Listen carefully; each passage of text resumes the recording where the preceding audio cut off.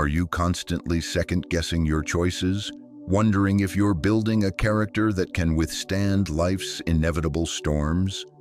Most of us desire a life of principle and direction, yet clearly defining that path feels overwhelmingly complex.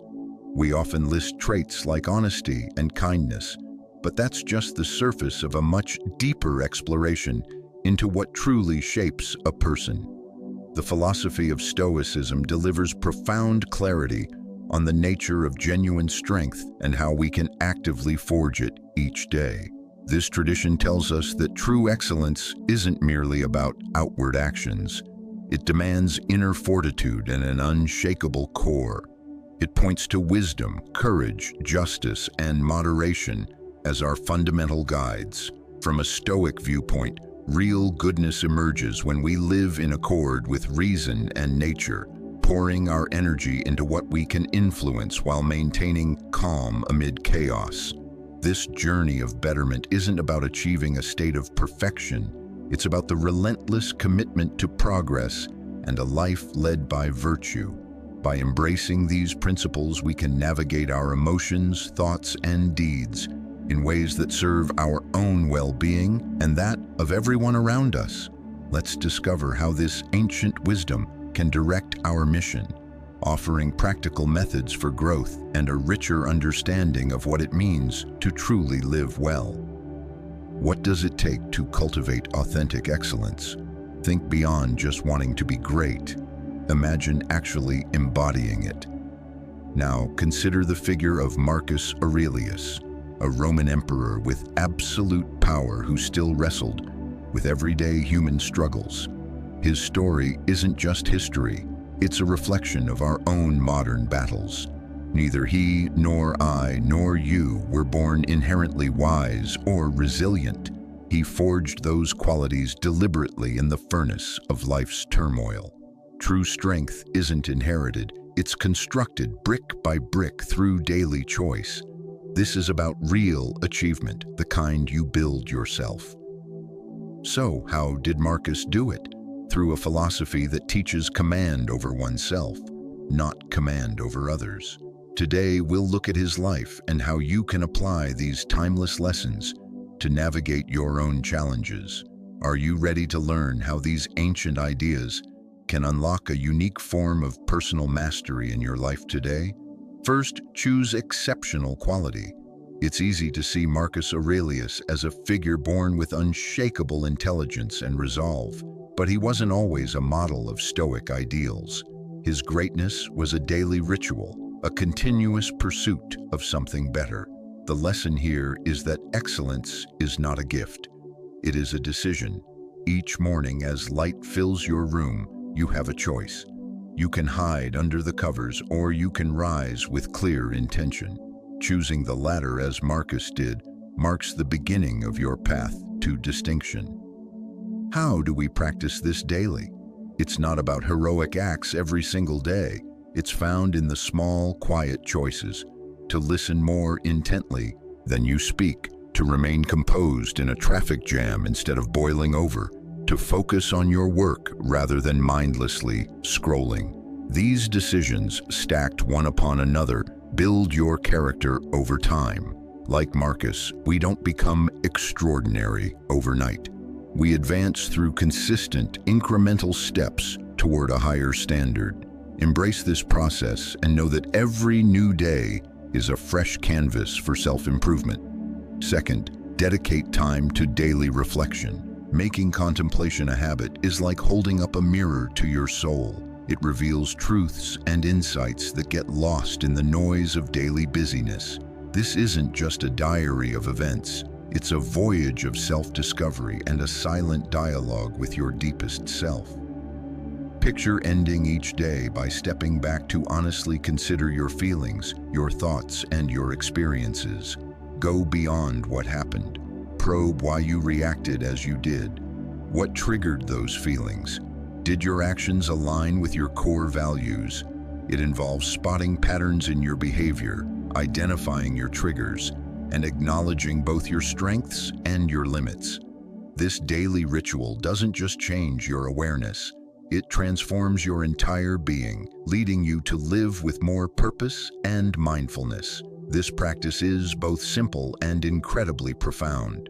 All you need are a few quiet moments for honest self-examination. No special tools required.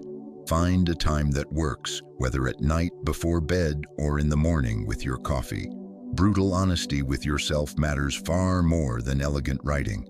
The power of this habit lies in its simplicity and its potential to change you. Over time, you'll notice a shift. Your thoughts and actions will become clearer, your values more integrated, and your understanding of yourself and the world will deepen. Through daily reflection, you don't just pass through life, you learn the art of living it fully. Third, accept people as they are. Life surrounds us with a vast array of personalities, each playing a distinct part in the grand human story.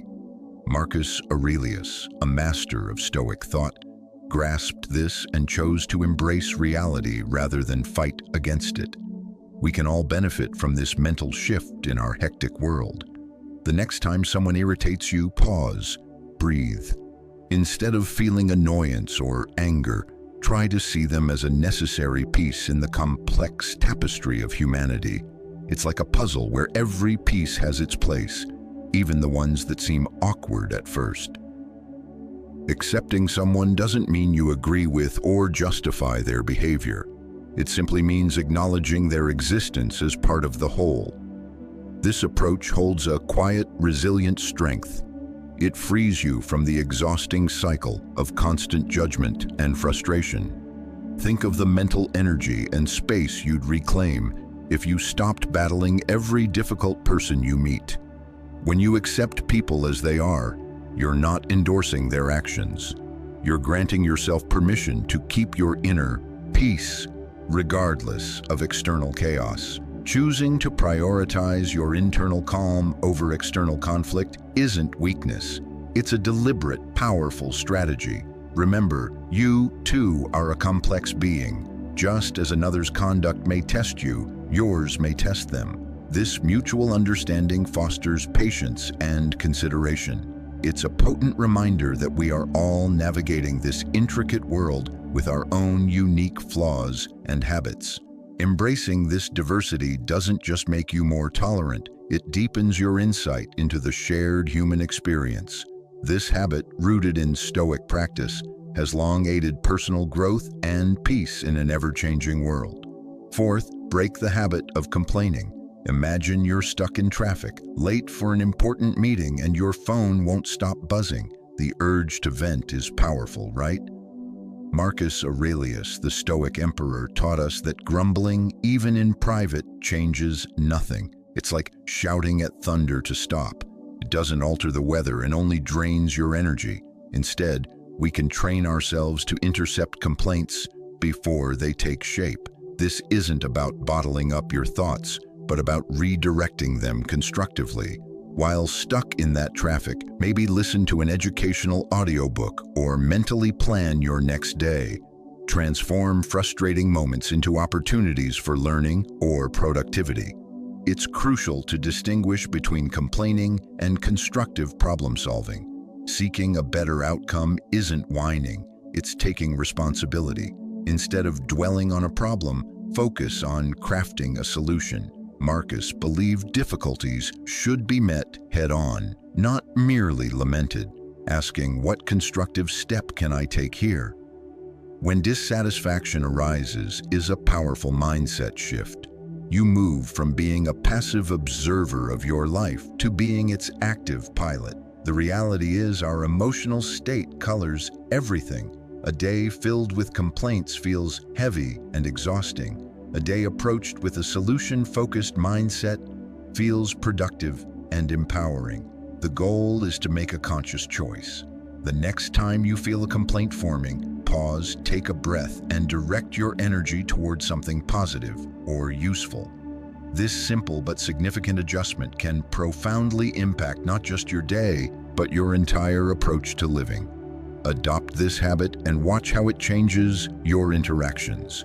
You'll become calmer, more focused, and better prepared to tackle challenges with clear eyes.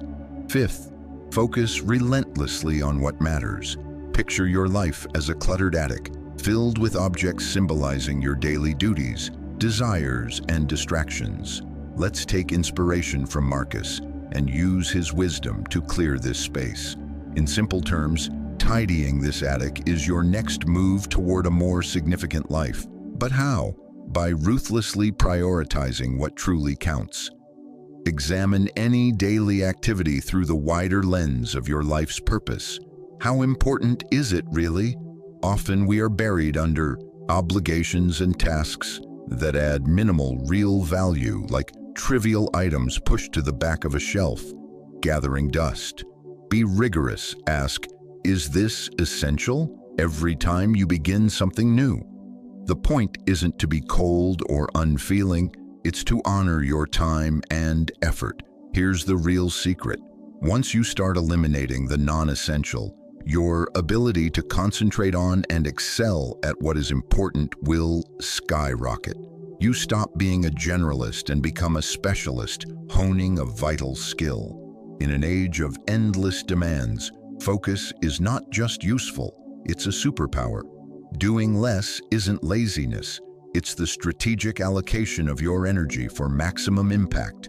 Always remember that saying no to something unimportant is the same as saying yes to something vital. We must make those choices count. Sixth, practice kindness and gratitude. Cultivating thankfulness and strong character is like painting a canvas. You start with dark shades and then add brilliant, illuminating colors.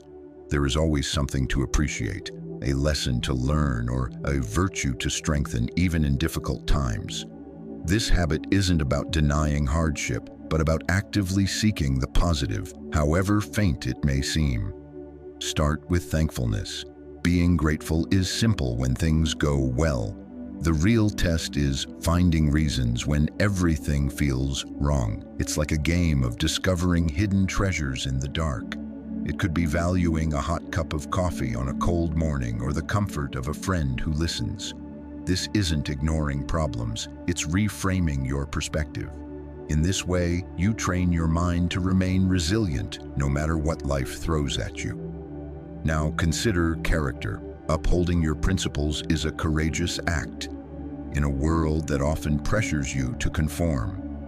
Every situation offers a chance to display a virtue, be it integrity, bravery, or compassion. Life is like a match. Every task is an opportunity to demonstrate your caliber. Even if you don't succeed every single time, each attempt makes you stronger and more aligned with your ideal self. Recall that it's not about public acclaim, but about knowing you are living authentically. As you journey through life, be sure to color it with thankfulness and virtue. It may not always be the easy path, but it will be the worthwhile one. You can be your best self at any moment and transform the ordinary into the extraordinary. You don't need to be as famous as Marcus Aurelius to adopt this habit. You can achieve your own form of greatness, one deliberate step at a time. Seventh, commit to learning for life. Marcus Aurelius lived by an enduring principle, the perpetual pursuit of knowledge. Picture this, an emperor vested with ultimate power, yet humbly carrying his writing tablets to learn from his teacher. This isn't just a historical anecdote, it carries a powerful lesson for us now.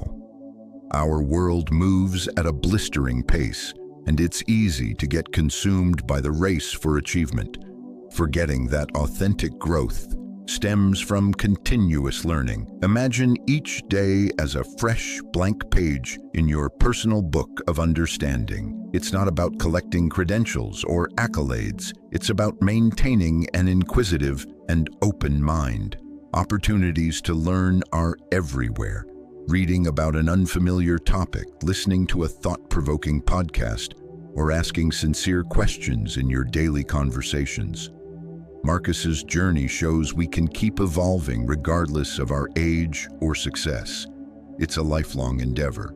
By making learning a way of life, you not only sharpen your intellect, but also cultivate a humility that keeps you grounded. Remind yourself that every step toward learning is a step toward becoming a more capable person.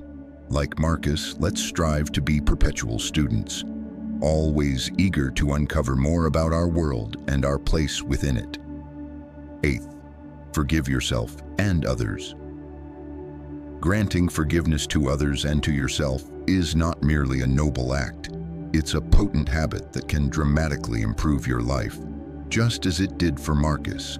Our lives are filled with choices, actions, and relationships, like a mosaic where the pieces don't always fit smoothly. Sometimes they're forced into the wrong spots. The power of forgiveness rewrites our story when we stumble or when others let us down. Suppose you oversleep and miss a crucial appointment. The old you might spend the day berating yourself, but the new you, guided by Stoic thought, acknowledges the mistake, learns from it, and moves forward, perhaps setting 2 alarms next time. In this way, self-forgiveness lifts the weight of self-blame that often holds us back. Treat yourself with the same kindness you'd offer a dear friend. While it's tempting to cling to anger and bitterness, what does it truly accomplish? We can choose to release these heavy emotions, just as Marcus did when he found the strength to forgive even a betrayer. This doesn't mean you condone what happened or forget it. Rather, you free yourself from the anchor of resentment. It's like putting down a heavy backpack you've carried for miles. Suddenly you feel lighter, more agile, and ready to face the day with a clear mind and a light heart. Don't forgive just to be virtuous, do it to live a happier, more meaningful existence. 9th, put your principles into practice. Marcus Aurelius demonstrated a powerful truth. Lofty ideals must be enacted, not just contemplated. What does this mean for us in today's busy world? It's about ensuring your actions have real weight. Of course, it's easy to claim you are compassionate, honest, or diligent, but Marcus taught that the real test is living these qualities daily. Being faithful to your ideals means making choices consistent with your values, even when it's difficult, whether you're a student, a professional, or a parent. Now, let's talk about impact. You can make a difference, even if you're not a ruler or a celebrity. However small, your actions create ripples in the pond of life. When you choose integrity and kindness, you set a powerful example for those around you. It's not about seeking attention, but standing quietly firm for what you believe. Consider that becoming a person of character like Marcus is a process, not a destination. The aim isn't to be perfect, but to improve each day. Own your errors, learn from them, and move forward. By continually working on yourself and enacting your beliefs, you can live a truly significant life. 10th, reclaim your rhythm. Sometimes life feels like a graceful dance. Other times, it's a messy stumble. Marcus Aurelius, a wise Stoic leader, knew this well. He advocated for resilience over perfection. Life is like music. We're not always perfectly in tune, but the moments we are, that's truly living. What do we do when we lose the beat? We find our rhythm again. Self-discipline doesn't have to be harsh. It can be gentle, like an artist carefully tuning an instrument. If you skip a workout, resume the next day. If you're unkind to someone you care about, apologize and begin anew. What defines us is not our mistakes, but the speed and grace with which we recover. He once said, upon waking, to reflect on the sheer privilege of being alive, to breathe, think, enjoy, and love. That's an invitation to welcome each day, no matter what yesterday held. We should take pride in our humanity and our ability to return to life's natural flow. Each morning is a new opportunity, a fresh beat in the song we are composing. Returning to rhythm is a habit that fosters resilience, finds joy in the journey, and realizes that living fully, not flawlessly, is the ultimate goal. Remember, it's not how you stumble, but how you rise that truly counts. You know that sting when someone you value seems to take you for granted. They act as if your feelings don't matter, even though you care deeply. They rarely make your needs a priority. Why don't they show the respect you deserve and put you first? What if there were a method to shift this dynamic? This discussion outlines 10 crucial principles to help you become someone others genuinely value and respect. Principle 1. Maintain an air of mystery. Don't reveal everything. There's power in allowing people to discover you gradually. As Seneca observed, to be everywhere is to be nowhere. Let this idea guide you. Be present, yet retain an intriguing reserve, like a book with certain chapters sealed. Permit others to learn about you slowly and with intention. Allow them entry into specific parts of your life so their curiosity grows. This makes them eager to understand your personality, like solving a fascinating puzzle, increasing their desire to know you. Consider the famed Cleopatra. She wasn't only known for beauty and power, she was also profoundly discreet. She rarely revealed her full thoughts or motives, which captivated those around her. To hold attention, do the unexpected, venture down paths they haven't explored. This will intrigue them and make them want to learn more. The key is to avoid telling your entire story at once. Let them discover and join your journey. In essence, don't let everyone see every facet of your life. Instead, envision your life as a volume with many chapters. Each reveals a little more about the fascinating person you are. By keeping parts private, you encourage others to want to know you better. The second principle is to make others appreciate your presence. Often people don't treasure what is easily obtained, but highly value what they might lose. Put yourself in their position and imagine how much they would miss you if you were absent. They should see you as a critical component of their world, not just one option among many. How do you create this feeling? By being self-sufficient and leading a rich, independent life. Your life is full of joy and engagement even without them. They'll desire to be part of it because they view it as a unique opportunity, not an expectation. A philosophy that emphasizes governing your own thoughts, not external events, aligns with this concept. When you grasp this, you'll experience greater stability. True strength stems from independence and a compelling life narrative. People will regard you as indispensable, not as someone seeking their approval. They will strive to keep you in their lives. They should pursue your attention, not the reverse. Why should you chase or plead? Make them genuinely appreciate having you around. Ensure they actively want to participate in your life and recognize your importance. Consider the partnership between Steve Jobs and Steve Wozniak during Apple's founding.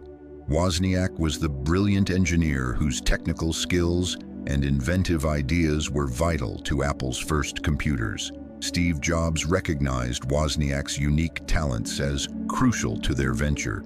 In their partnership, Wozniak was not just a participant, he was essential. This illustrates the importance of being the person for whom there is no easy replacement. Third principle, cultivate your own source of joy. This requires believing your happiness is genuine and self-generated. Confidence and self-sufficiency naturally enhance your appeal. You don't require others to make you happy. You find contentment within yourself. When you are self-assured and comfortable in your own company, you naturally draw people in. People are instinctively attracted to those who are joyful and confident. You become an inspiration when you discover internal delight, not seeking someone else to provide it. When you generate your own happiness, you are already complete and satisfied independently. This is appealing because it doesn't place the burden of your joy on others. You aim to enhance others' lives and spread positivity. This makes you highly attractive because you radiate positive energy and confidence, drawing people to you. You have the power to create your own joy. As Seneca once expressed, true happiness is found in enjoying the present without excessive anxiety about the future. Reflect on historical leaders who, despite profound personal losses, understood how to be content within themselves. Their ability to find happiness and self-worth renders them exemplary, demonstrating the power of self-derived joy. Fourth principle, make yourself invaluable so others choose to invest in you. Recognize that you are unique and others should desire you like a rare find. Merely being present for someone doesn't convey worth. Being a significant conscious part of their life does. Recall that people seldom value what comes too easily. To be genuinely appreciated, effort and dedication are required. When individuals devote time, emotion, and energy to you, they feel a stronger connection. They will care for you more profoundly than a superficial liking. You shouldn't demand their affection or attention. Instead, demonstrate that you contribute something meaningful to their existence, making them want to invest in you. They should elect to invest so you become a vital part of their life, making departure unthinkable. To make a precious stone gleam, you must polish it. To refine a person, they must face challenges, as Seneca observed. This indicates your value isn't merely in existing, but in being desired and aspiring to improve. Reflect on the bond between Alexander the Great and his tutor Aristotle. The young prince didn't just learn from Aristotle, he regarded him as a beacon of knowledge and intellect, crucial for governing an empire. Alexander understood the immense value of Aristotle's teachings and invested considerable time learning from him. He challenged himself to grow wise, which is why the lessons were so pivotal to his triumphs. Fifth principle, don't place anyone above your own core identity. Don't let a single person dominate your entire existence. See yourself as a bright star in the sky, brimming with your own energy and light. You are on your own trajectory, distinct from theirs. Ensure they aren't the absolute center of your universe. You possess your own aspirations, dreams, and sense of self.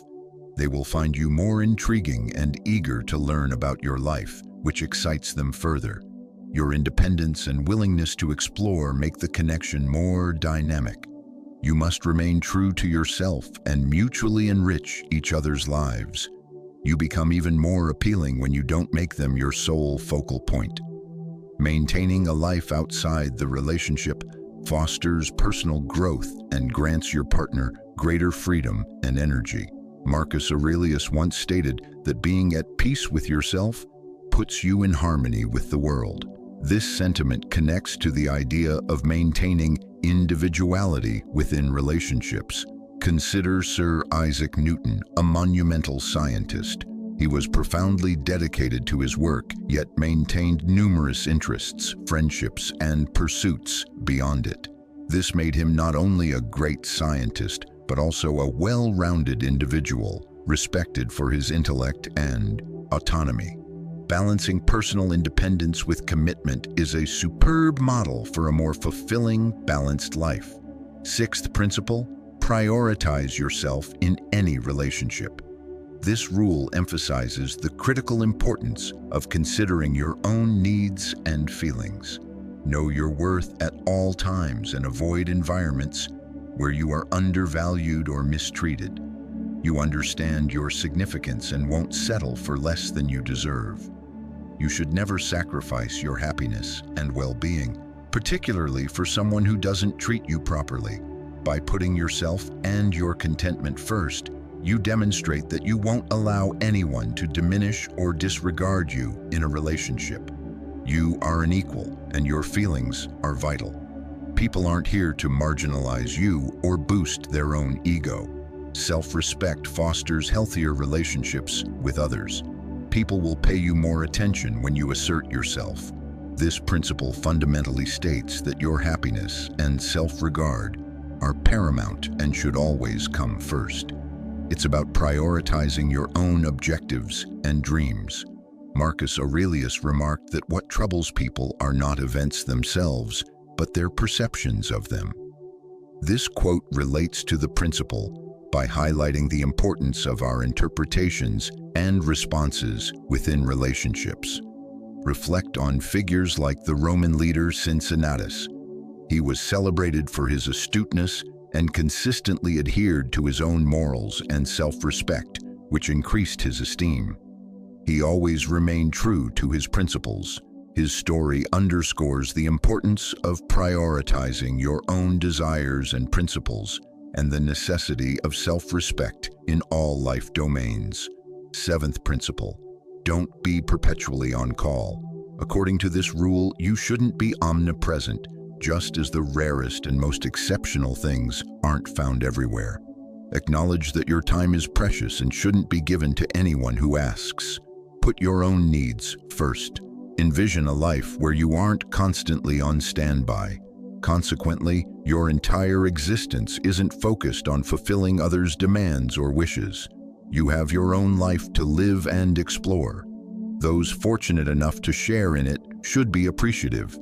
It's crucial to find equilibrium and not always be willing to sacrifice everything for others. Show that you value your time and self-care.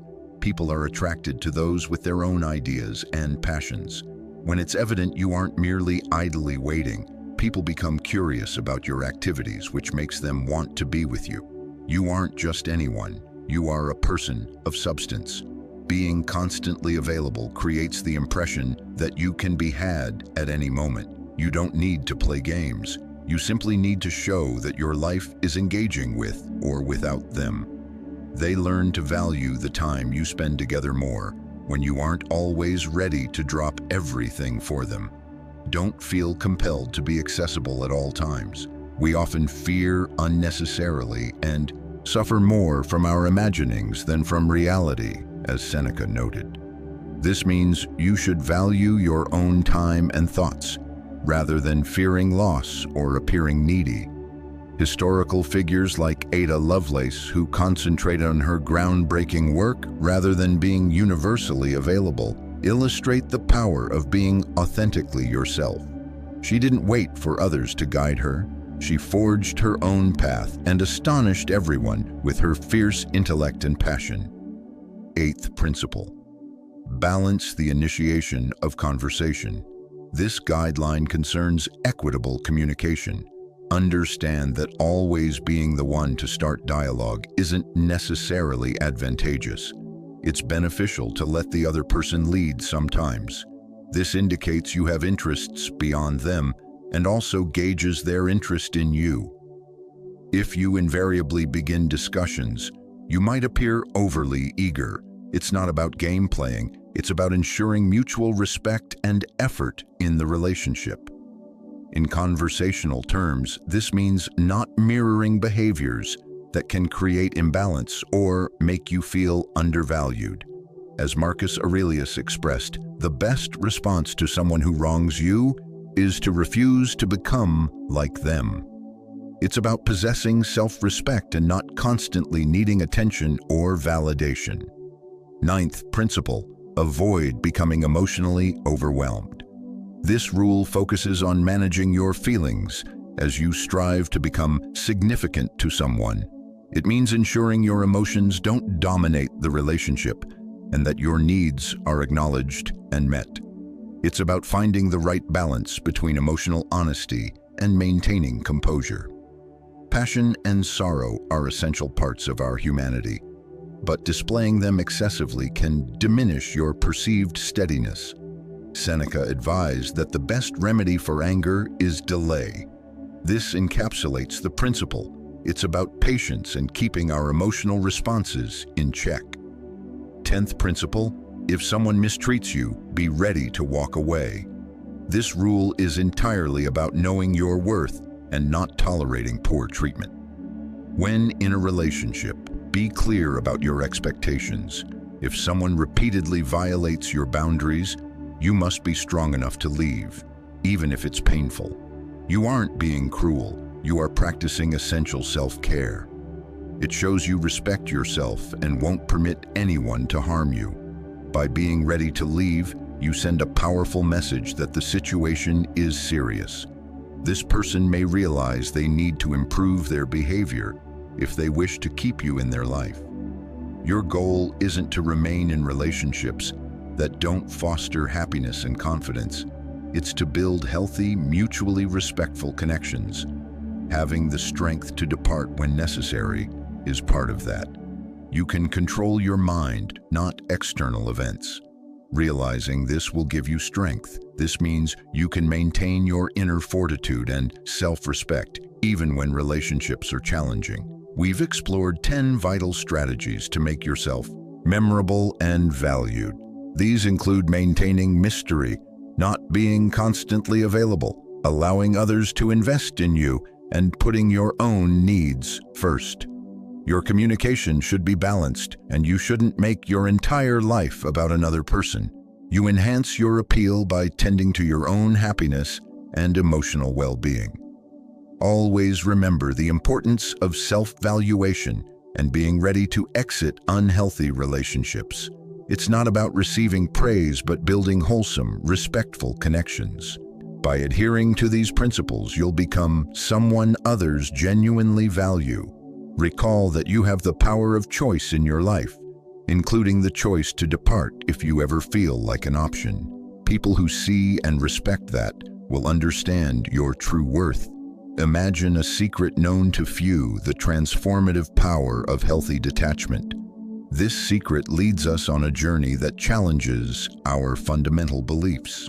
Doesn't that seem contradictory? Most associate deep connection with love and concern, but I'll present a counterintuitive notion. Wise detachment can be the key to a happier, healthier life. Doesn't that sound improbable? Prepare for a useful revelation. I will now guide you along the less traveled paths of emotional and material release. I'll present psychological practices and perspectives that may seem contradictory at first, but are essential for your emotional health and personal growth. The first step toward healthy detachment is stepping back, seeking a period of separation not to create emptiness, but to gain invaluable clarity. Picture yourself at a lively, noisy party. It's difficult to hear a friend's whisper. Similarly, when we are overly entangled with someone or something, our emotions can become deafening. Stepping back is like leaving that noisy space for a quiet room where you can enjoy your own company and think deeply. Seneca emphasized the importance of returning to oneself. This return isn't just physical, it's also mental and emotional distance. When feelings cloud our judgment, stepping back lets us observe them like a spectator watches clouds drift, knowing they are separate from us. This detachment isn't indifference, it's a method of observing situations and our reactions without complete identification, like viewing the entire chessboard rather than just your piece. The Stoics sometimes recommended retreating to nature, but it's often enough to silence your phone, take a walk, or sit quietly. The key is finding a space where daily noise doesn't drown your inner voice. In these quiet intervals, we learn to make decisions based on reasoned reflection and inner wisdom, rather than impulsive emotional responses.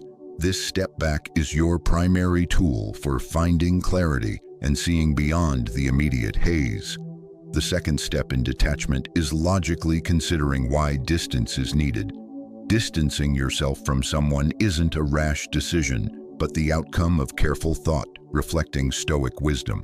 Envision your life as a sea voyage, with individuals representing winds and currents. Some aid smooth sailing, others could steer you into rough seas. The captain must know which winds to harness and which storms to avoid. This choice isn't escape, it's a deliberate course correction aligned with your values and well-being. Epictetus stressed choosing relationships that align with our nature. View your relationships as windows. Do they show peace, growth, and understanding, or doubt, pain, and stress? Choosing detachment isn't abandonment. It's a decision to protect your ethics and peace. Stoicism doesn't advocate cold logic, but wisdom that considers what individuals bring to our lives, harmony or discord. When contemplating this choice, remember Epictetus's words: "What disturbs us are not events, but our views of them. The choice to detach involves both the person and your perception of their impact on your life.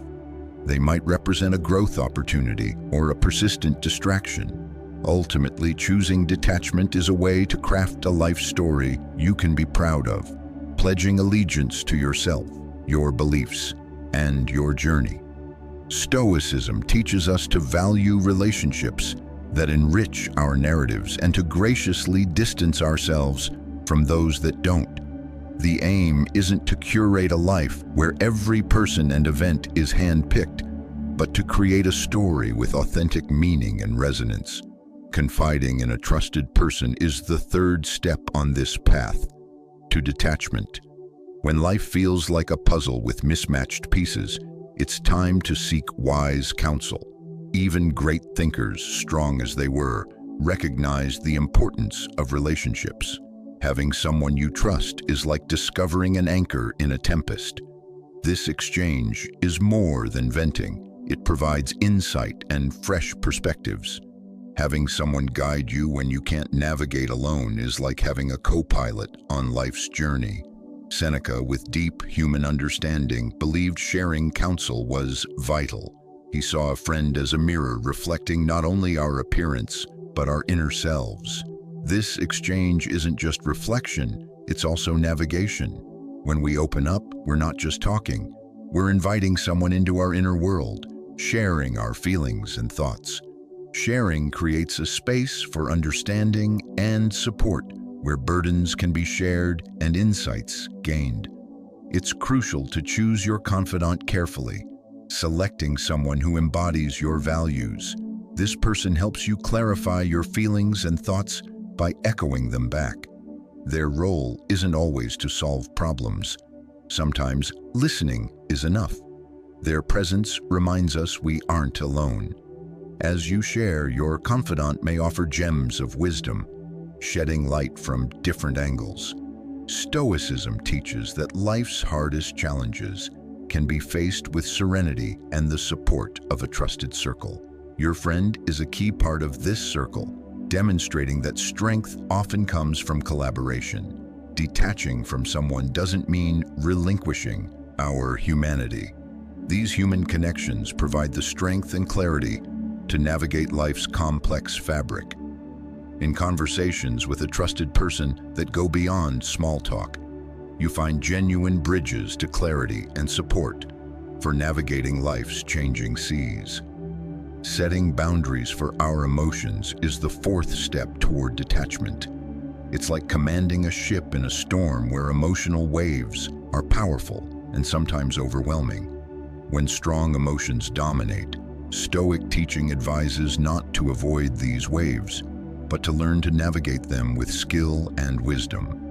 We must know when to let the waves carry us and when to keep our hands firmly on the helm. Experiencing emotions is human, but without clear limits, they can hinder us. The skill is feeling these emotions without letting them take full control. Because Epictetus deeply understood the human spirit, he taught that what matters isn't what happens, but how we interpret it. This understanding is crucial for setting emotional boundaries. It's like having an inner guardian that accepts our feelings as visitors, but doesn't let them overrun our inner space. For instance, when angry, we acknowledge its presence and cause, but don't let it dictate our actions or mood. To define our feelings is to converse with them, understand their purpose, and guide them so they don't obstruct our reason. Practically setting these boundaries might mean allowing ourselves a set time to feel a particular emotion. We might say, I'll allow myself to feel this frustration for 10 minutes, but then I'll focus on finding a solution. This isn't ignoring feelings, but managing them. It requires balance, like a tightrope walker aware of the danger but focused on the rope. By doing this, we honor our emotions without being held hostage by them. We acknowledge, understand, and then guide them back toward peace and reason. In this process, emotions aren't suppressed. They are managed and contained. The fifth and crucial step in detachment is carefully considering the potential consequences of separation. When we reach a fork in the detachment path, it's vital to pause and examine all possible routes. Stoicism emphasizes thoughtful reflection over hasty decisions. Picture each road as a potential future with different outcomes. What will you find on the path of distance? Growth, peace, a stronger self-identity, or regret and longing for what was left behind? This planning exercise isn't about predicting the future accurately, but about preparing for it intelligently. Marcus Aurelius used reflection on the past to inform his future plans, aligning with the Stoic practice of using history to guide decisions. Reflect on past instances of detachment. Did they bring clarity and calm, or loneliness and regret? Use these lessons to navigate the future. It's also important to consider how your choice will affect others. Stoicism helps us balance our own needs with the needs of others. When detaching, ask if this action will foster your personal growth and benefit others' lives, or if it could cause harm or lead to misunderstandings. This step isn't just self-focused, it ensures your well-being integrates with the broader tapestry of life. It's like walking carefully through a garden, ensuring your steps nurture the plants rather than damage them. From a Stoic perspective, detachment is an act of thoughtful understanding, a choice considering not only the self, but the complex web of relationships connecting us all. Taking a break from social media is the sixth step on the detachment path. Picture your mind as a tranquil lake. Now imagine social networks as constant raindrops disturbing that smooth surface. Every notification, update, and comparison is a drop that ripples the peace. This philosophy, originating long before the digital age, offers timeless advice for handling such distractions. Seneca, contemplating life's brevity, might have viewed social media as a modern source of endless trivial diversions, especially during times of needed detachment. This step is about reclaiming our time and attention, deciding where to direct our vital energy intentionally. Social media craves our attention above all. By stepping away, we're not just escaping a digital deluge. We're giving our brains space to rest and reflect. It's like closing the curtains to mute a busy street's noise. The noise remains, but momentarily, it's not our focus. In this serene environment, reflection and understanding are encouraged. You reconnect with yourself. A social media hiatus isn't an escape. It's a self-care act that helps us identify our sources of strength and weakness.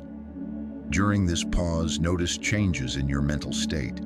You may feel calmer, more present, and more aware of your own emotions and thoughts. To be Stoic, we must be self-aware enough to know what we can control and release what we can't. We can't stop the rain, but we can find shelter and enjoy the sound without getting wet. Stepping away from social media might feel like jumping from a speeding train, but it's in the stillness that we gain clearer vision. During a tech break, use that time for activities that nourish you. Reading, walking, journaling, or pursuing hobbies. This break is a chance to reconnect with yourself, to find your essence in the quiet, away from the crowd's noise. The seventh step of the detachment path is connecting with your fundamental needs. As we advance, it's crucial to focus on the core of who we are. This is central to Stoicism, concentrating on what is essential for our growth and happiness. This means shedding the unnecessary, the noisy, and the trivial to cultivate what truly nourishes the mind. Beyond material needs, focus on emotional support, moral integrity, and personal development. See your life as a garden. What are the essential elements for your flourishing? Identify what you need for emotional and spiritual health, just as trees need water and sunlight. Epictetus, who thrived in adversity, understood the importance of focusing on essentials. His teachings urge us to distinguish between needs and wants, Epictetus said that true wealth comes from wanting little, not having much. Apply this to your emotional life. Consider what you need to feel content, stable, and at peace. In a world of endless choices and distractions, remember that sometimes less is more. To find happiness in both simplicity and depth, reflect on what genuinely brings you joy and peace. In practice, this might mean setting aside time to contemplate what truly fulfills you. Solitude, meaningful conversations, practicing a skill, or other soul-nourishing activities. Identify these basic needs and prioritize them. It's like packing for a journey, bringing only what will enhance the trip. This deliberate focus makes detaching from non-essential people or circumstances easier. By placing these core needs at your life's heart, you build a solid foundation for security and happiness. This isn't a one-time task, but an ongoing process that keeps us focused on what truly matters. As you move through life, continually revisit and adapt your core needs as you evolve. This focus is your compass, helping you navigate life's complexities with clarity and purpose. At Stoicism's heart is the idea of living intentionally, not merely surviving. The eighth step, cultivating gratitude and acknowledging the present, is a pivotal turn on the detachment path. Here we explore the virtue of thankfulness, a central Stoic concept. At this stage, we take a close, appreciative look at our current circumstances, seeking blessings and lessons within each situation. Gratitude isn't just thanking for good fortune, it's also appreciating lessons from hard times. Practicing gratitude can shift our perspective entirely, turning problems into stepping stones for personal growth and character development. This shift moves our focus from what we lack to a deep appreciation for what we have, enabling us to live in the present with awareness and fullness, bolstering emotional resilience. When we consistently count our blessings, meaningful interactions, views of natural beauty, or quiet moments of reflection, practicing gratitude is like weaving a beautiful tapestry of life's experiences. Each thread of thankfulness adds color and texture to the overall picture of our lives. To live life fully, this step encourages seeing each event as a valuable chance to learn and grow. Adding gratitude to our detachment journey deepens our connection to the present moment and our understanding of life's essence. It feels like searching for a hidden gem where wealth lies not only in possessions, but in lessons learned from experiences. I encourage you to engage with this eighth step, as it holds a key to a richer, more meaningful life. Step 9. Encourage flexibility and openness to change. At this critical point on the detachment path, we are asked to embrace life's inherent changeability and unpredictability. Events constantly occur in life, some beyond our control. What we can control is our feelings and actions in response. In this context, a flexible mind isn't a passive way to cope with change. It's an active way to respond. It means being prepared to release old ideas and attachments when necessary and brave enough to face the unknown. It's like sailing a turbulent river. We must continually adjust our course to follow the currents. We don't abandon our ideals and beliefs. We find new ways to apply them in varying scenarios. Through practicing flexibility, we build emotional resilience. We can avoid the struggle and pain of resisting the inevitable by accepting change as a natural part of life. We learn to adapt to our environment, turning challenges into growth opportunities. Furthermore, flexibility allows us to see good even in difficult conditions. This doesn't mean ignoring pain or problems, but finding ways to grow through them. Ultimately, step 9 tells us to dance with life, accepting its twists and turns with grace and humility. Like a journey, life is full of new discoveries, and our ability to adapt and learn is what enables us to thrive amid uncertainty.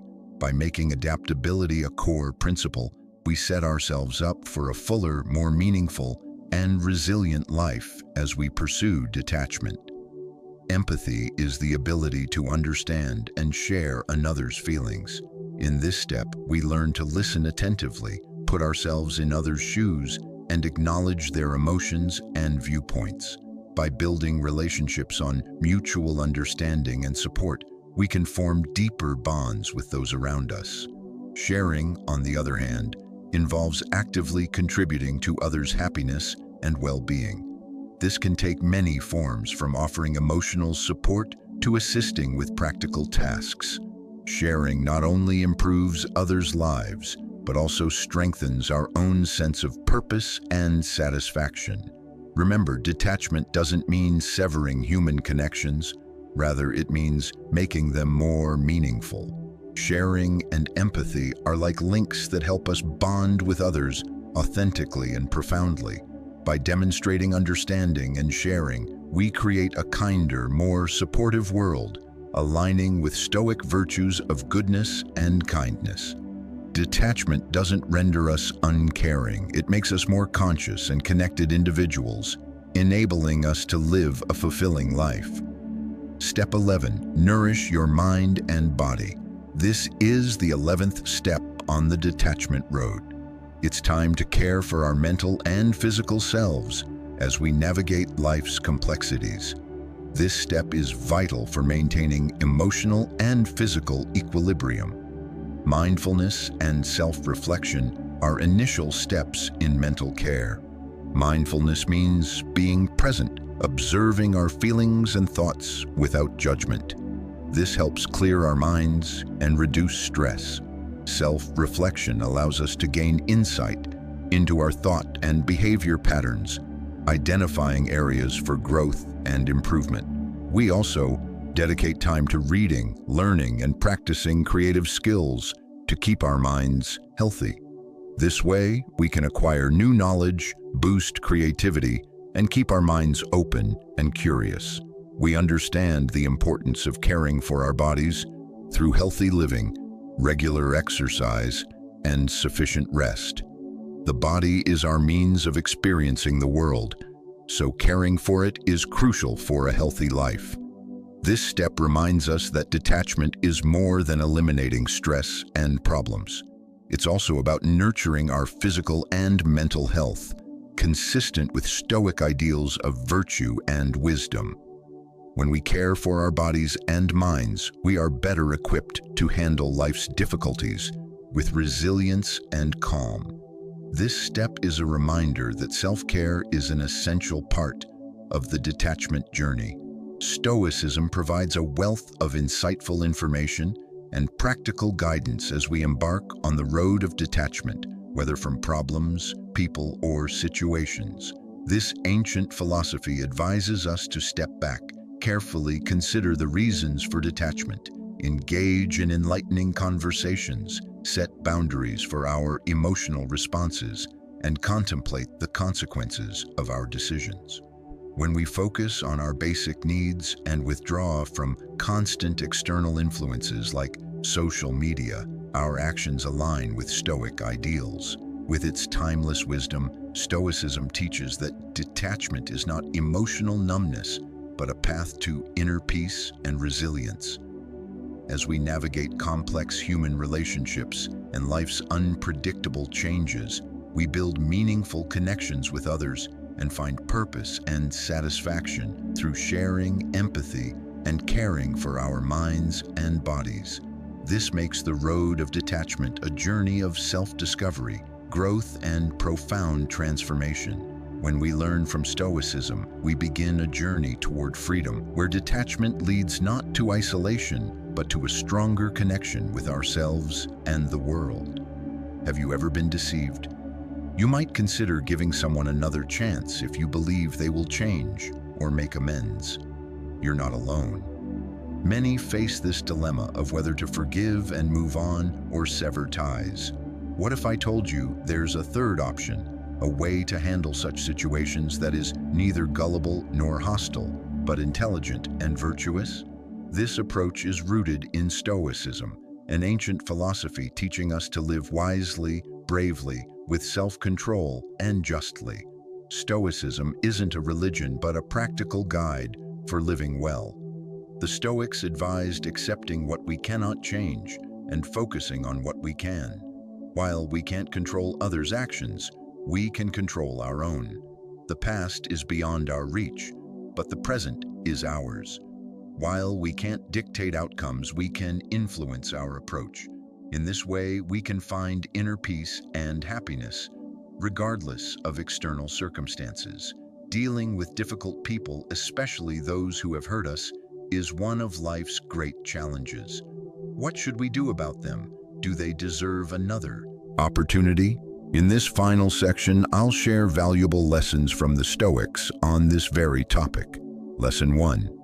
Manage your emotions to make sound decisions. The first, perhaps most crucial skill for personal growth and good decision-making is emotional regulation. Emotions are a constant part of human experience, adding color to life with joy, sorrow, anger, and fear.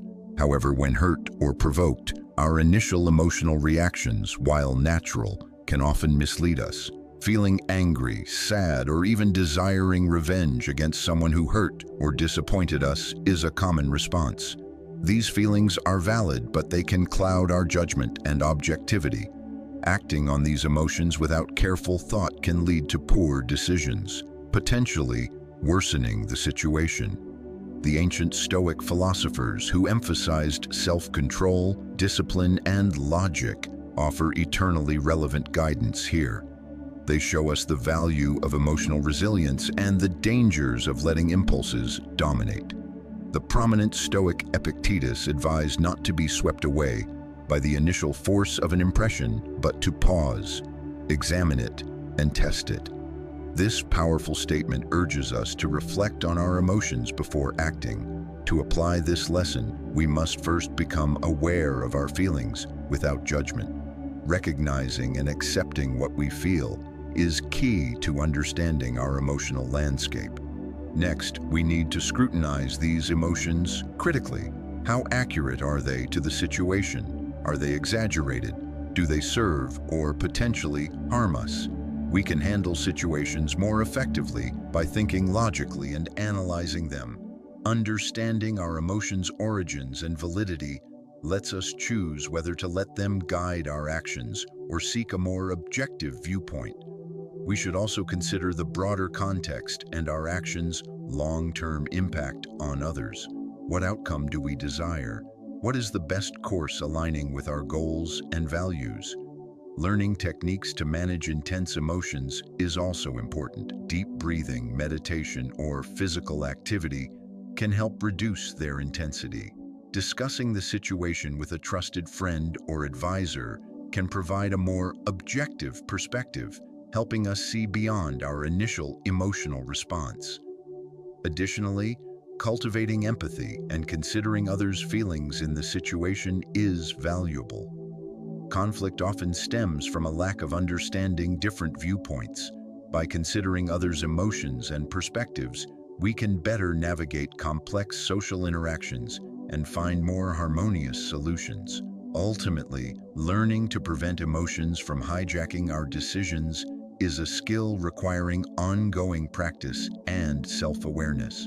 We gain the power to make thoughtful, balanced decisions aligned with our deepest values by learning to pause, examine, and regulate our emotions. Mastering your emotions doesn't mean suppressing or ignoring them. It means understanding them and integrating them into a more balanced, rational way of living. As we improve at this skill, we can make better decisions and foster healthier relationships, leading to a happier, more peaceful life. Second lesson: forgiving is not the same as reconciling. Understanding the crucial distinction between forgiveness and reconciliation is the second valuable insight for managing our emotions and relationships. The difference isn't always clear, but grasping it can significantly improve interpersonal dynamics. Forgiveness is an internal, personal process of letting go of negative emotions like resentment, anger, or the desire for revenge against someone who has hurt us. We forgive for our own peace and well-being, not necessarily for the person who harmed us. When we forgive, we free ourselves from the heavy burden of bitterness that can damage our mental and emotional health. The Stoics, who valued inner tranquility and rational thinking, saw forgiveness as a path to maintaining calm. The Stoic philosopher Seneca said the best cure for anger is delay.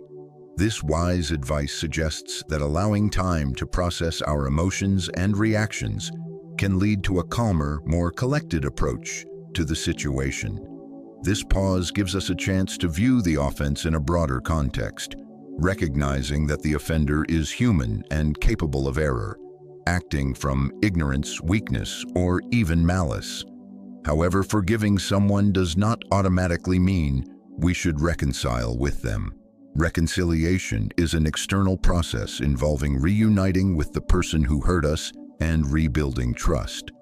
This process is far more complex and requires time, effort, honesty, mutual respect, and often a genuine apology and commitment to change from the offender.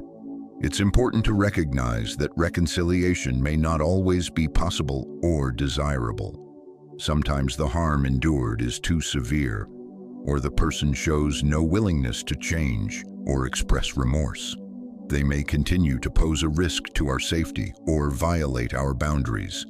In such cases, reconciliation isn't just unnecessary, it could be harmful. When considering reconciliation, it's essential to reflect on the nature of the offense and the current state of the relationship. Was it a one-time incident or part of a pattern? Has the person genuinely acknowledged wrongdoing and taken responsibility?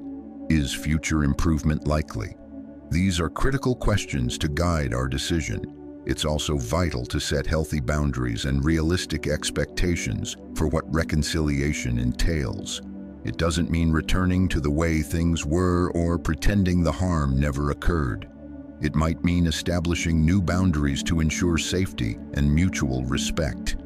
While self-reflection is important, seeking guidance from trusted friends, family, or professionals during this process is also wise. Trusting our instincts is crucial. If something feels wrong, we should heed that feeling and do what's necessary to protect ourselves.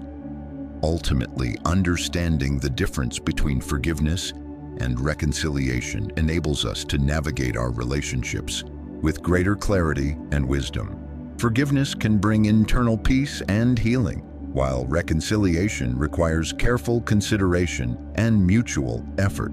We can build authentic, respectful, and supportive relationships by adhering to our boundaries and values.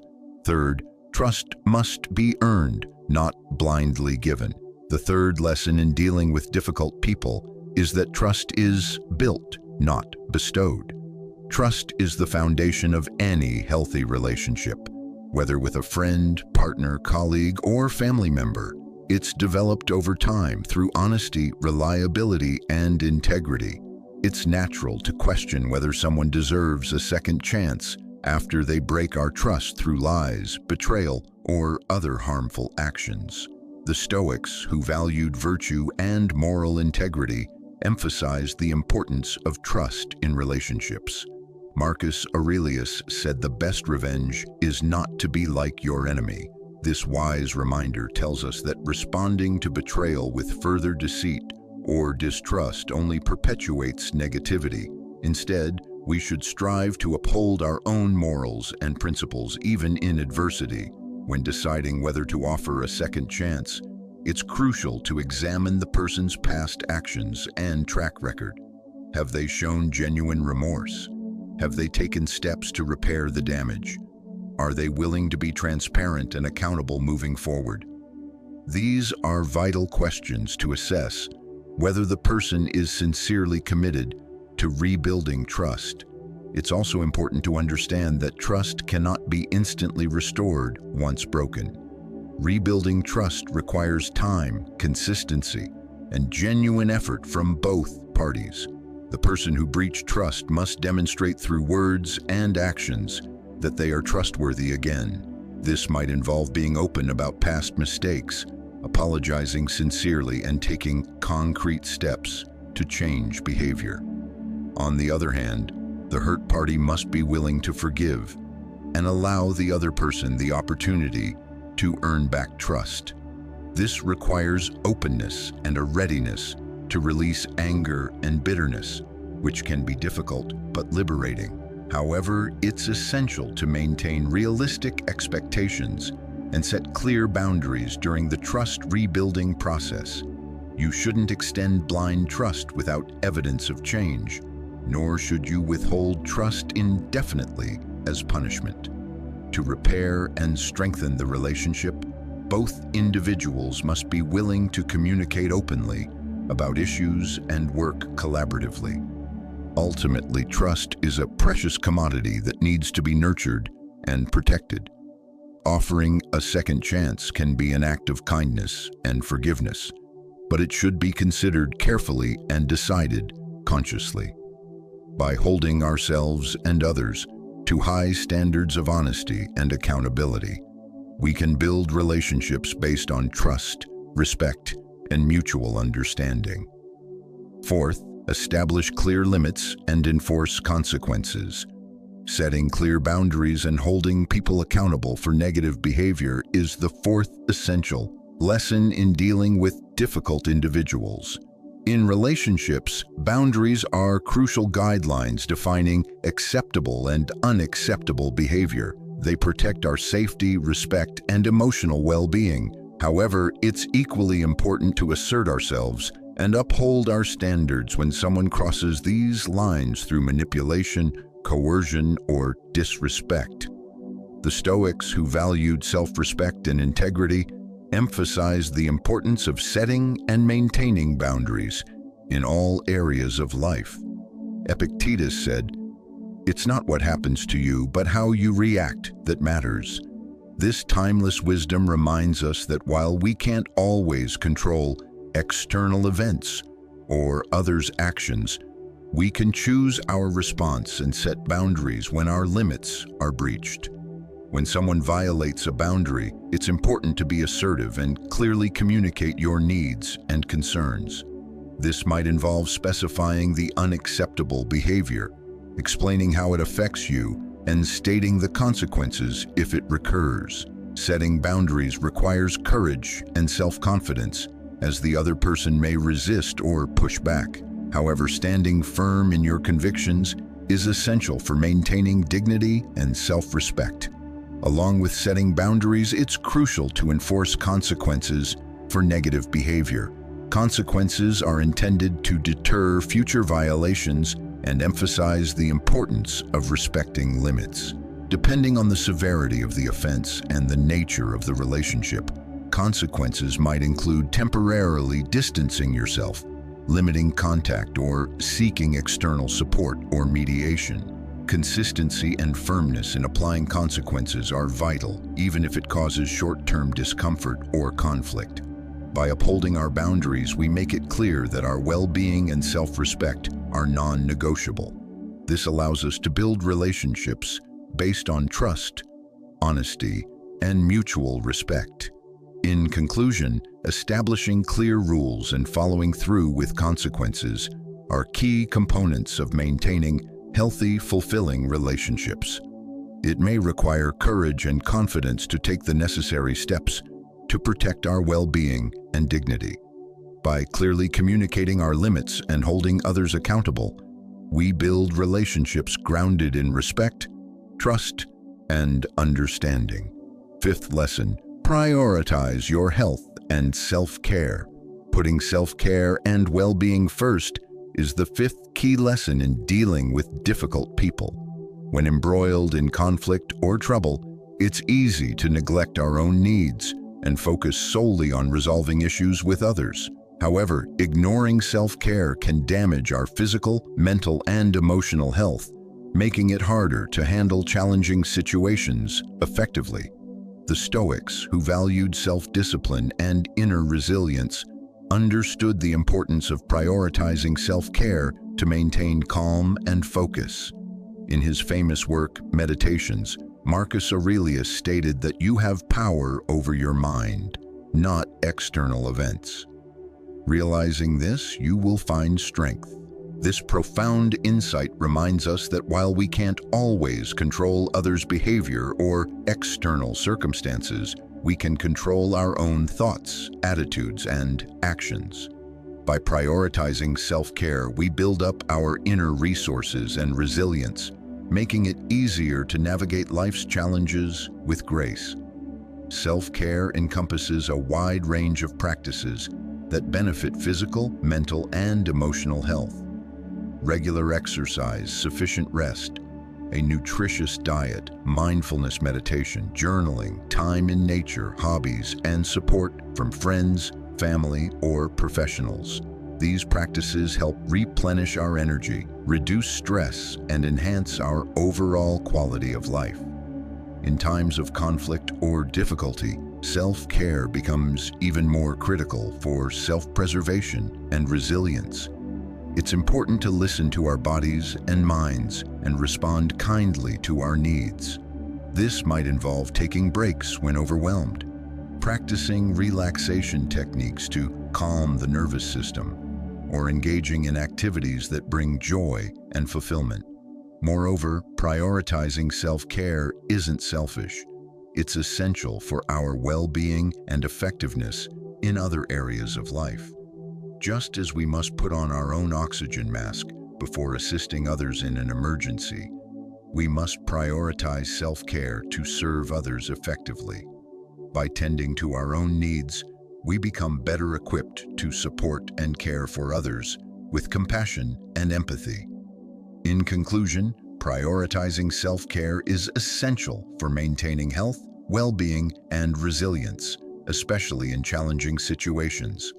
By nurturing our physical, mental, and emotional health, we strengthen our capacity to cope with adversity and cultivate fulfilling relationships. As Marcus Aurelius wisely observed, true strength lies in mastering our own minds and taking proactive steps to care for ourselves, even amidst life's storms. Have you ever wondered what makes some individuals more intelligent and adept at learning? Do you want to acquire the skills and knowledge to excel personally and professionally? If so, you're in the right place. In this final segment, we'll explore how to enhance your intellectual capacity beyond the ordinary. We'll examine techniques and tips to improve learning, comprehension, and practical application of knowledge. This journey will equip you with tools to maximize your cognitive abilities, a valuable asset that can enhance every aspect of your life. So if you're ready to reach your full mental potential and approach tasks with clarity, please continue. Together, we'll explore key strategies to help you become more intelligent and successful in any chosen field. Prepare for a voyage of self-discovery and intellectual growth. First, foster curiosity. Igniting curiosity is like lighting the spark of intelligence. View your curiosity as a guide, leading you through vast information landscapes. By remaining perpetually curious, you become someone always ready to seek answers, a hallmark of heightened intellect. Imagine you're a college student studying history. Your professor introduces a topic you've never encountered. Instead of passively absorbing information, you engage actively. You ask about causes and consequences, ponder why historical figures acted as they did, and consider the event's impact on our modern world. Your curiosity doesn't end in class. You read additional books, research online, and participate in discussions. This deepens your understanding and provides a broader perspective on the past's relevance to the present. Your curiosity has led to new knowledge and expanded views, making you more adept at understanding and navigating the world. When curious, you question why and how things work rather than accepting them at face value. It drives you to learn more, challenge assumptions, and question beliefs. With each question and new discovery, you broaden your intellectual horizons. Curiosity helps us explore the world's wonders, from cosmic secrets to mysteries of the human body and mind. But it's not just about collecting facts, it's about deep comprehension. Curiosity enables you to see beyond the obvious and make connections between seemingly unrelated ideas. So, how do you cultivate more curiosity? First, look at the world with fresh eyes. Investigate and question things you don't understand. Consistently expose yourself to new experiences. Read widely, learn about different cultures, and remember that curiosity ignites the flame of learning.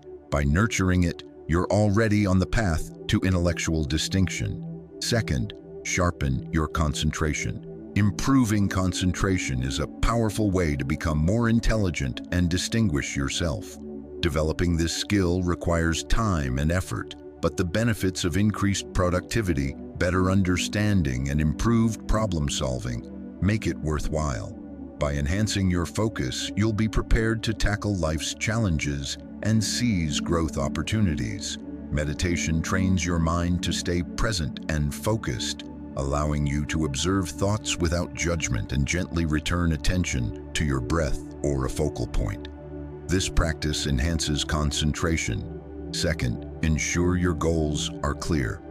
Write down your objectives for each task or project. Knowing what you want to achieve helps you stay focused on priorities and avoid distractions. Third, eliminate distractions.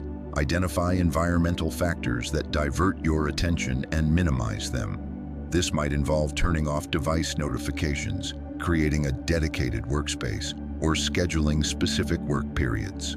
Fourth, practice single tasking. Multitasking can reduce concentration and productivity. Instead, try focusing on one task at a time until completion. Fifth, engage in deep work.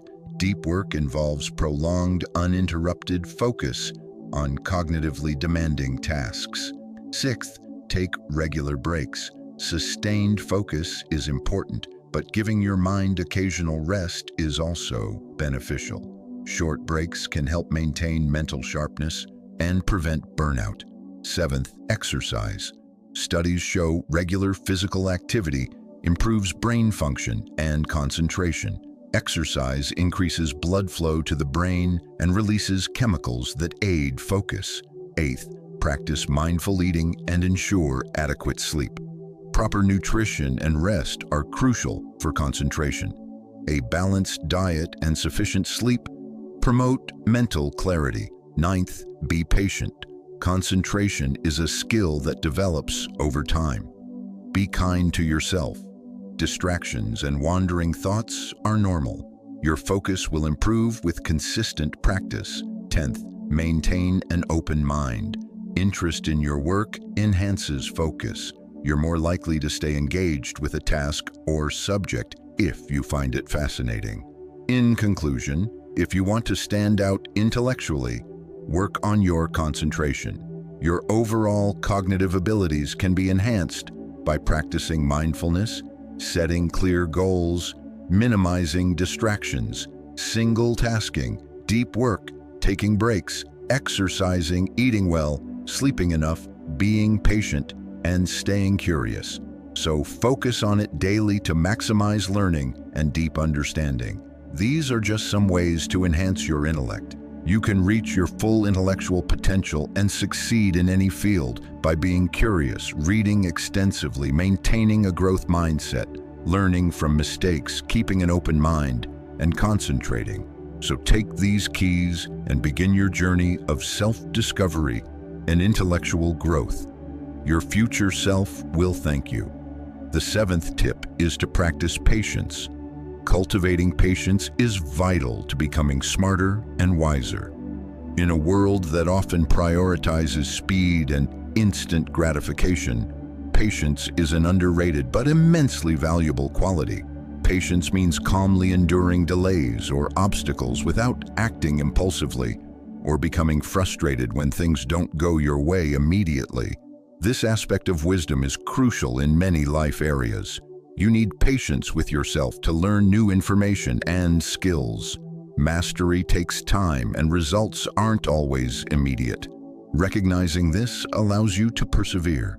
Impatience can lead to rash decisions and errors when solving complex problems. Patience enables you to think things through and consider all options before making important choices. Patience is essential for building and maintaining healthy relationships, helping you listen empathetically, see others' perspectives, and resolve conflicts without quick reactions. Many significant goals take time to achieve. Patience helps you stay focused and motivated over the long term. Pushing too hard can lead to burnout and loss of drive. Unexpected challenges are part of life. Patience is key to staying calm, adapting to adverse situations, and weathering tough times with resilience. Patience is central to personal growth and improvement. Two important aspects of patience are recognizing that change usually happens gradually and setting realistic goals. Patience isn't about laziness or complacency. It's about persistence and determination, even when you know you can't control everything immediately. By learning patience, you can handle life's challenges with composure, leading to better decisions and ultimately greater wisdom than those who are impatient. Eighth, define your goals clearly. This is essential for becoming smarter and achieving success in various life domains. Setting clear goals and working towards them provides direction, motivation, and a sense of purpose. When you have defined goals, you give yourself something specific to focus on, helping to channel your energy and efforts efficiently rather than scattering them. You become more goal-oriented and less likely to be sidetracked by other tasks or concerns. Clear goals also facilitate progress tracking. By breaking larger goals into smaller, manageable steps, you can monitor your advancement and identify areas needing adjustment. This accountability helps keep you on course. Additionally, goal setting aids in prioritizing tasks. With clear objectives, you can determine which activities are most important and allocate your time and resources accordingly. Effective time management and avoiding the trap of constant busyness without meaningful progress depend on this prioritization. Clear goals also boost motivation. Their existence gives you a reason to exert effort, as achieving goals often brings a sense of accomplishment and satisfaction. This positive reinforcement makes you more likely to persist, even when faced with setbacks. Another way clear goals improve problem solving is by providing a framework. When you encounter obstacles, having a defined goal helps you assess the situation and find ways to overcome hurdles. Picture yourself starting a career with the clear aim of becoming a leader in engineering. Your plans include earning a bachelor's degree within 4 years, working for a top firm, learning to develop technical projects, building professional networks, taking courses to enhance technical skills, and eventually leading major projects. With these goals, you've created a clear career roadmap with a timeline. Focusing on each necessary step ensures your efforts are targeted, not dispersed.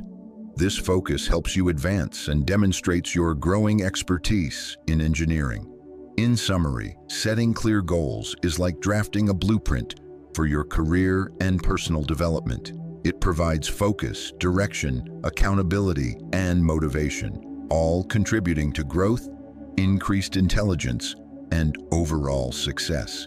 Having a clear vision of what you want to achieve is a fundamental part of becoming smarter and reaching your goals, whether related to career, education, relationships, or personal development. So take time to define your goals and begin the process of achieving them. Ninth tip, ask questions. The ability to ask insightful questions is a critical skill that can enhance your intelligence and wisdom. This skill is vital for learning and understanding. It significantly impacts personal growth and life success.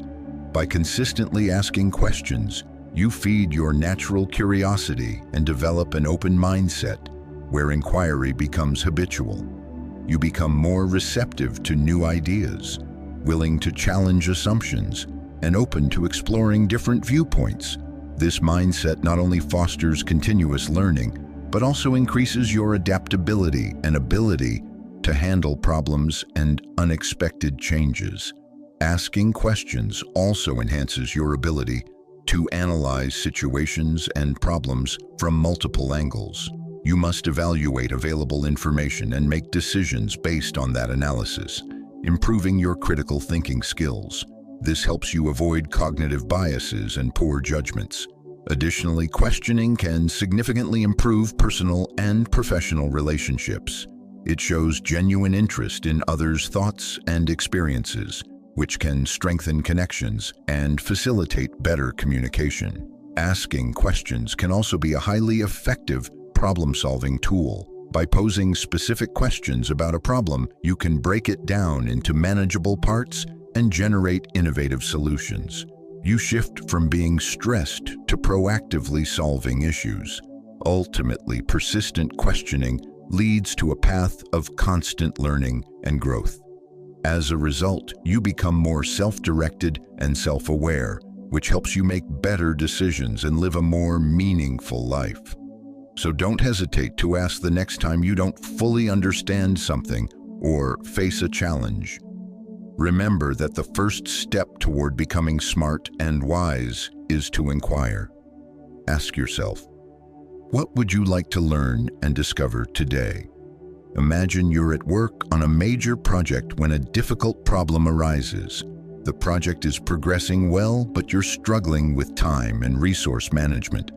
Instead of worrying and trying to solve everything alone, you ask, how can I optimize my schedule to ensure timely completion? Is there a way to distribute the workload more effectively among team members to boost performance?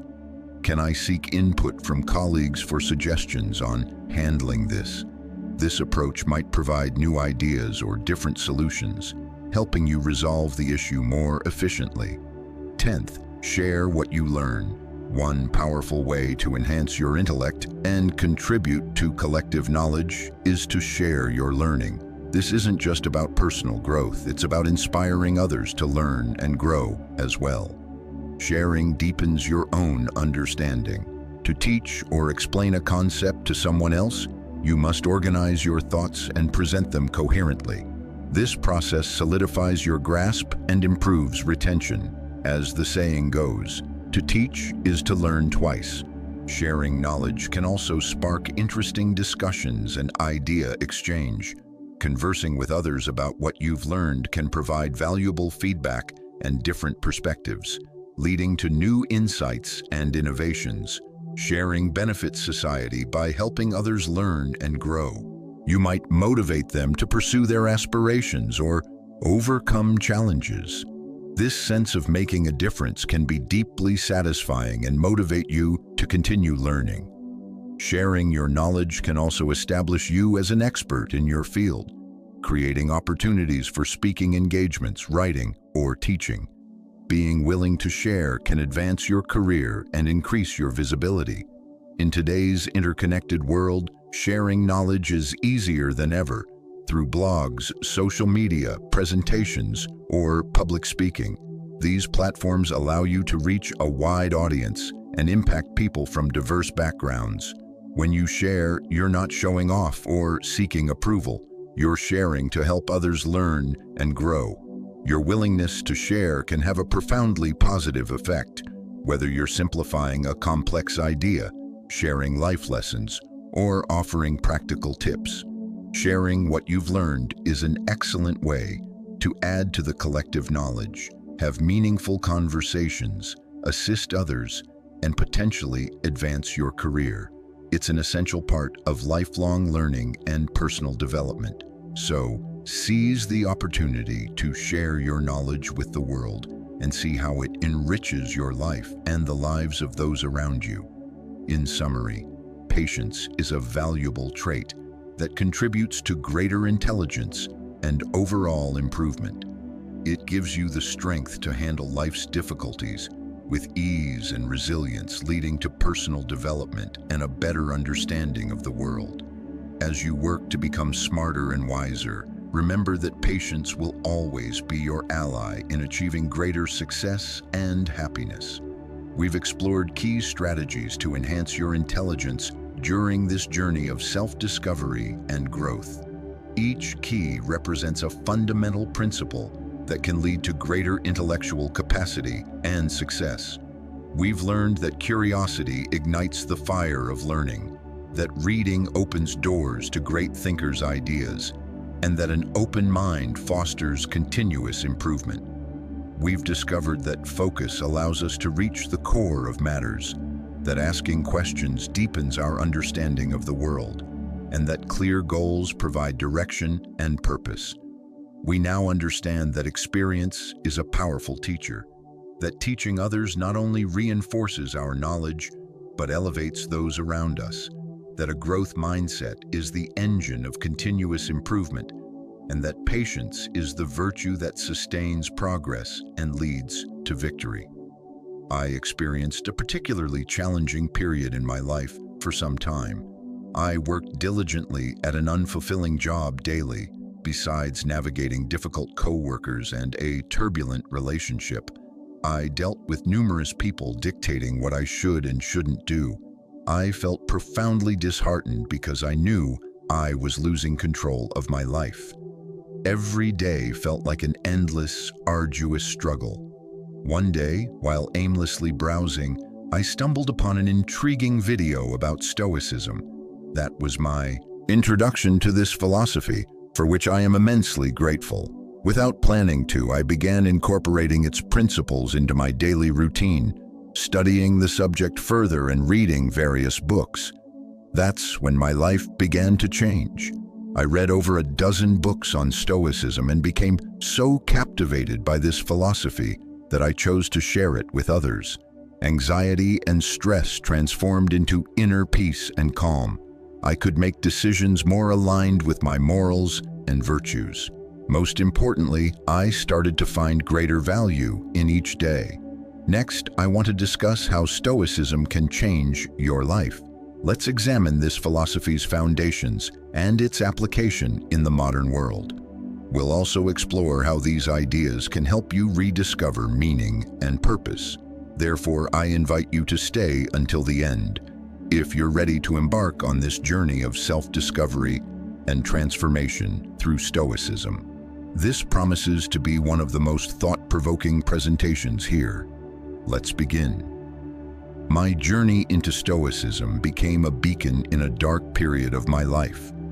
By studying the teachings of great Stoics like Epictetus, Seneca, Marcus Aurelius, and Zeno, I entered a realm of profound wisdom. Simply put, Stoicism is a philosophy focused on developing virtue, self-mastery, and understanding. Its core tenet is that while we cannot control external events, we can control our reactions and perceptions. This provides a powerful framework for navigating life's many challenges. A key Stoic practice is distinguishing between what we can control, our thoughts, actions, decisions, and what we cannot, external events and others' opinions.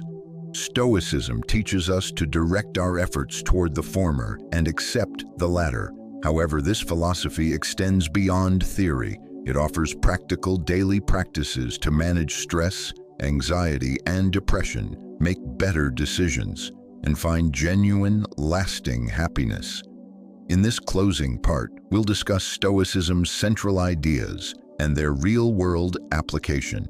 We'll explore the importance of adhering to core values like integrity, courage, acceptance, and acting in accordance with those values. This contains valuable lessons and insights for anyone who has ever felt overwhelmed by life, wondered how to find peace amid chaos, or sought ways to improve their existence. Embracing Stoicism could be the key to a new beginning, leading to a fuller, more meaningful life. That said, it's crucial to remember that this philosophy is merely a tool. You are the one who must take action. You must participate in your own transformation. No philosophy can change you entirely.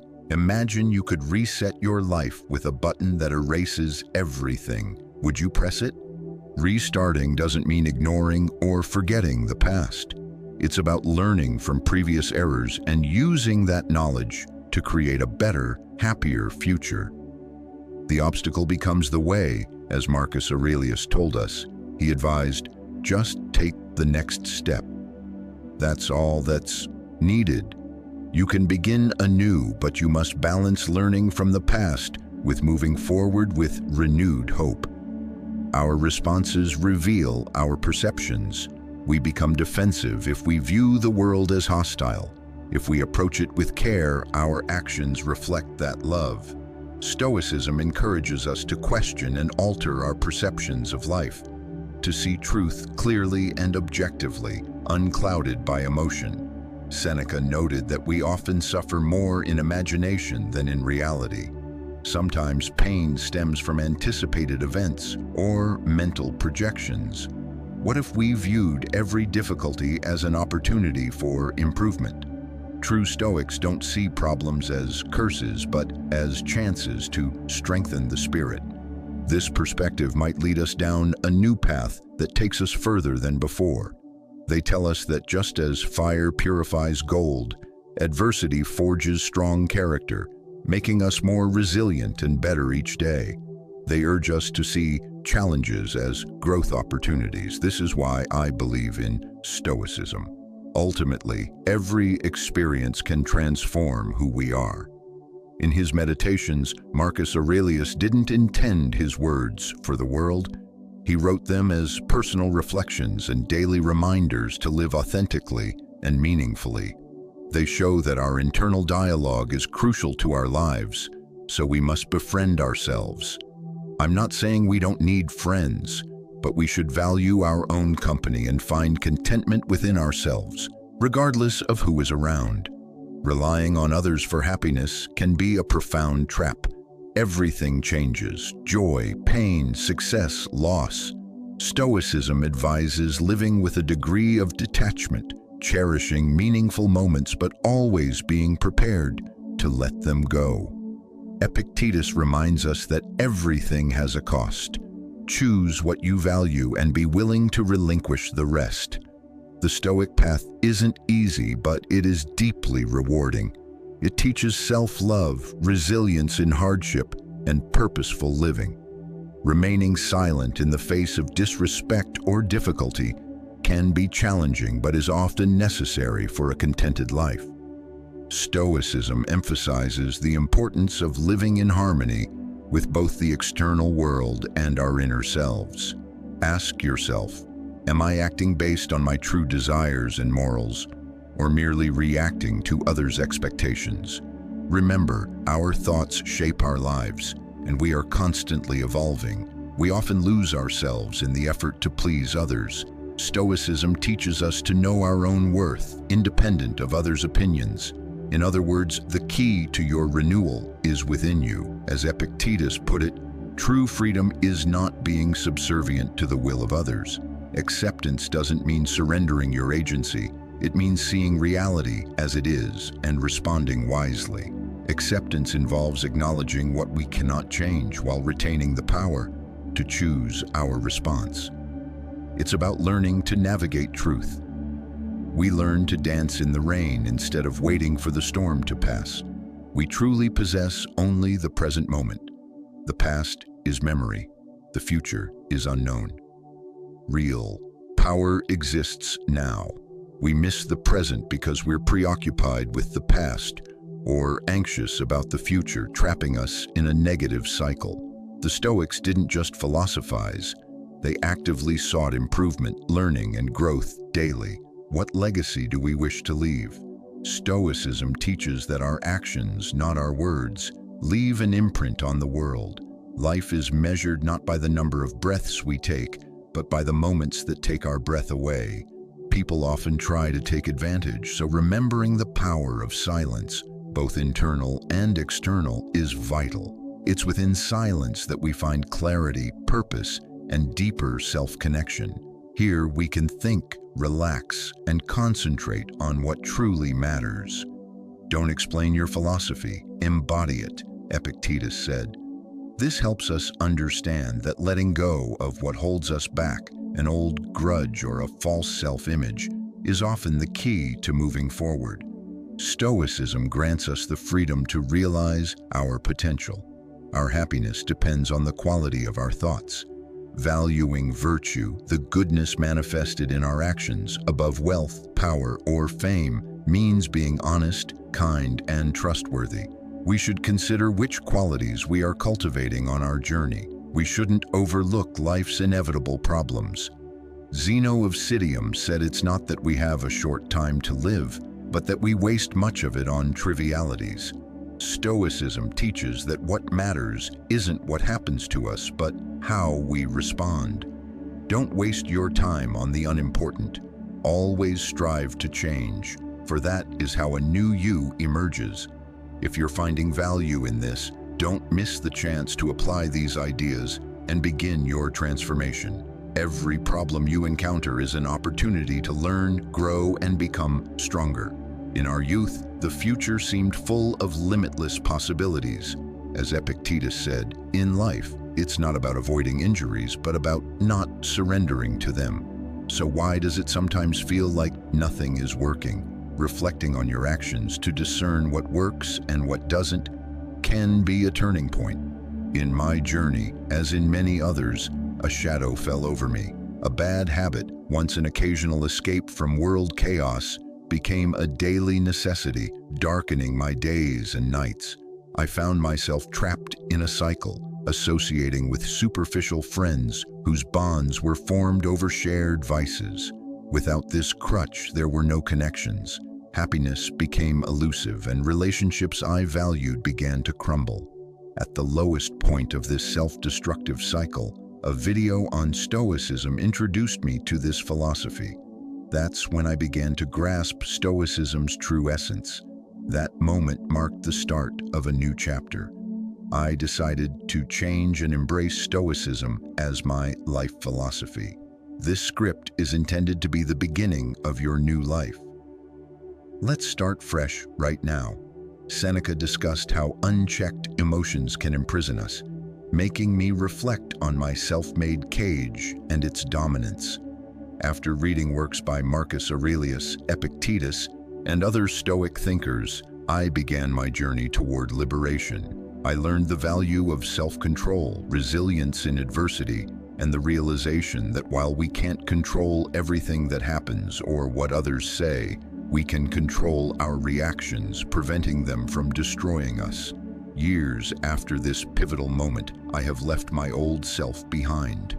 I'm grateful every day for discovering Stoicism at that critical time. I chose to change.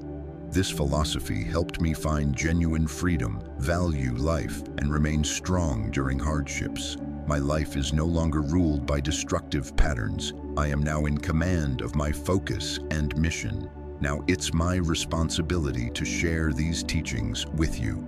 Stoic lessons have been a guiding light in my darkest, most difficult hours.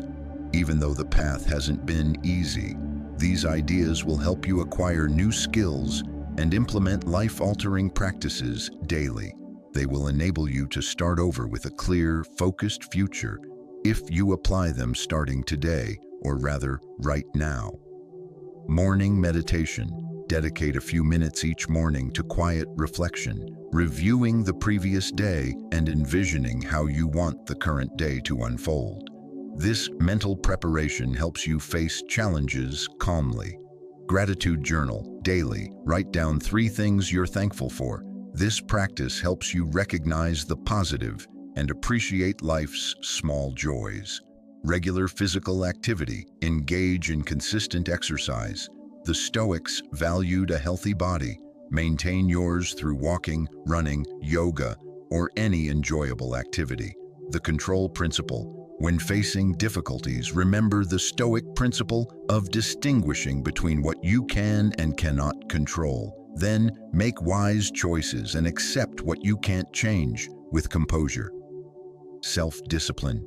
Work on increasing self-control regarding diet, finances, and time.